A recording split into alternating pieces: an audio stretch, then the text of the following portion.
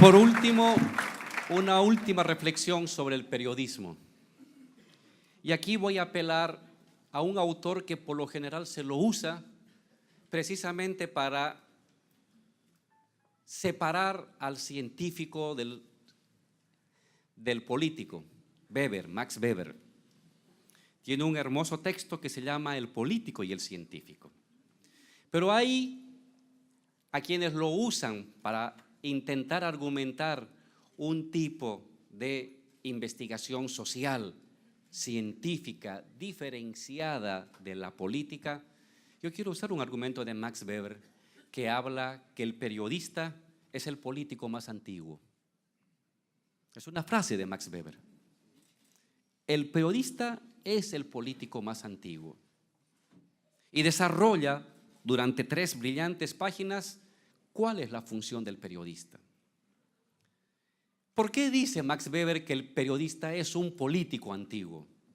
No en el sentido de mayor, de persona mayor, sino en el sentido de su historia más larga que el sistema de partidos políticos modernos. Porque el periodista trabaja los conceptos de lo público. La función del periodista es doble. Por una parte, administra, gestiona, trabaja en un medio que monopoliza la información pública. Aún en el Internet, que ha socializado los mecanismos a nivel mundial para acceder a información, dentro del Internet están las páginas oficiales, las páginas más creíbles, las páginas mejor argumentadas, las páginas con mayor credibilidad y con mayor seguimiento. El Internet no ha democratizado la comunicación, simplemente ha modificado el soporte técnico de la comunicación. Porque igual, cuando había la imprenta, cuando había la radio, cuando hay la televisión o con el Internet, igual se jerarquizan los medios con mayor capacidad, con mayor rating, con mayores medios de información, con mayores medios de recreación, con los mejores periodistas, con la mayor cantidad de seguidores. Cuando salió la imprenta, también se socializó. Uno podía hacer su octavilla, pero está claro que el periódico del país tenía más rating, tenía más seguidores, tenía más influencia. Lo mismo pasa en el Internet.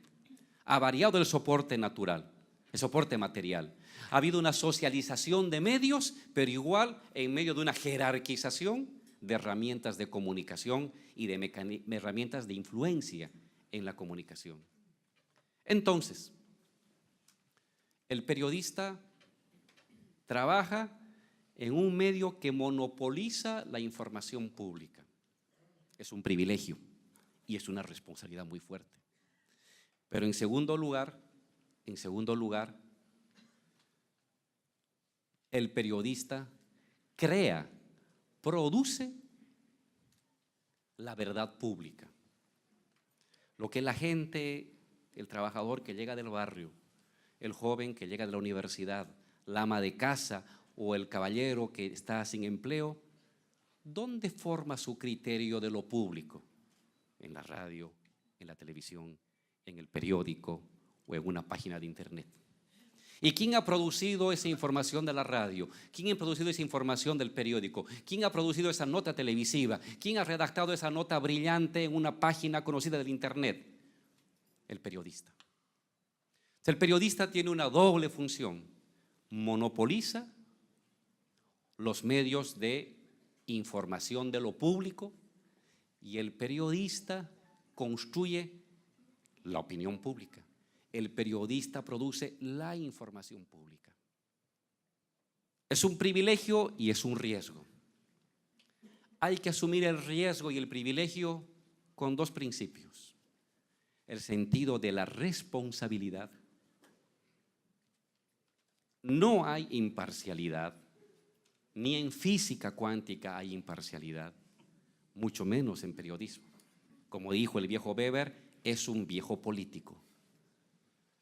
El periodista tiene que asumir su trabajo de que es político, no es imparcial, que hace política, Lo importante es que haga política con responsabilidad, que haga política con compromiso. Si el periodista trabaja estos dos elementos de la responsabilidad y del compromiso, está claro que su función política necesaria en la sociedad no será la de encubrir, sino la de develar. No será la de naturalizar dominaciones, sino la de desmontar los procesos de naturalización. Por último,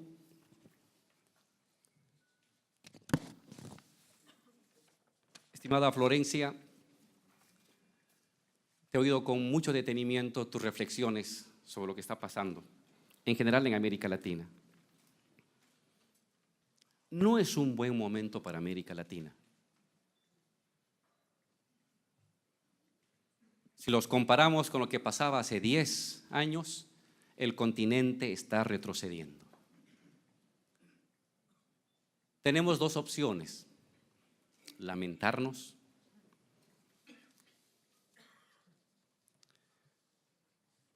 golpearnos el pecho de cómo llegamos ahí, o tenía a la mano una hermosa frase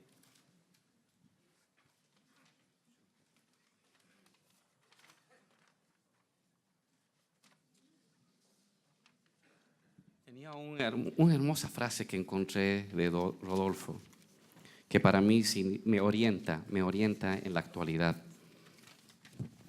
La he perdido, se ha traspapelado. Deme un segundo. Aquí está. Es en el mensaje del 1 de mayo del 68. Un intelectual que no comprende lo que pasa en su tiempo y en su país es una contradicción andante, dice Rodolfo. Y el que comprendiendo no actúe tendrá un lugar en la antología del llanto, no en la historia viva de su tierra. Rodolfo nos marca dos destinos: tener un lugar en la antología del llanto, de la queja, del lamento, que es una opción, pero eso no cambia el mundo y eso no condice con el intelectual comprometido. La segunda opción que nos plantea el compañero Rodolfo es la de vivir la historia de su tierra, la de comprender lo que pasa en su tiempo y en su país, y el de comprometerse y el actuar en esa historia de lo que pasa en su país. Hoy el continente está viviendo un repliegue y hay que asumirlo como tal. Hay que asumir el repliegue a partir de muchos elementos. Algo ha hecho la derecha para llegar donde está. Algo hemos hecho nosotros para permitir que la derecha llegue donde está. Y no se trata de esconder nuestros errores ni de esconder nuestras debilidades. Uso una frase de el profesor Bourdieu que decía: ¿por qué se rompe un vaso cuando se le tira una piedra? ¿Por culpa de la piedra se rompe el vaso? ¿O porque el vaso era rompible, la piedra lo quebró? El decir que por culpa de algo se rompió la piedra es una respuesta fácil, pero que no ayuda, porque estamos achacando a los demás lo que es una debilidad o es una limitancia nuestra. Pero cuando asumimos que la piedra rompió, y entonces hay un factor externo, pero habilitado, gatillado, potenciado por una debilidad interna nuestra. Hay algo que hicimos que no estuvo bien. Y entonces, ¿qué hacemos para no tener esa debilidad? ¿Cómo nos organizamos para que ese vaso no sea rompible? ¿Qué tipo de trabajo? ¿Qué tipo de compromisos? ¿Qué tipo de alianzas? ¿Qué tipo de acciones? ¿Qué tipo de movilizaciones? ¿Qué tipo de recursos? ¿Qué tipo de discursos? ¿Qué tipo de conceptos? ¿Qué tipo de horizontes? ¿Qué tipo de sentidos comunes necesitamos crear para que el vaso no sea rompible una vez más? Esa es una responsabilidad de todos. Hicimos una buena obra durante 10 años, pero se rompió el vaso. Quiere decir que no lo hicimos bien. Pues bueno, a remangarse la camisa para hacerla de mejor manera, para que ese vaso no se rompa.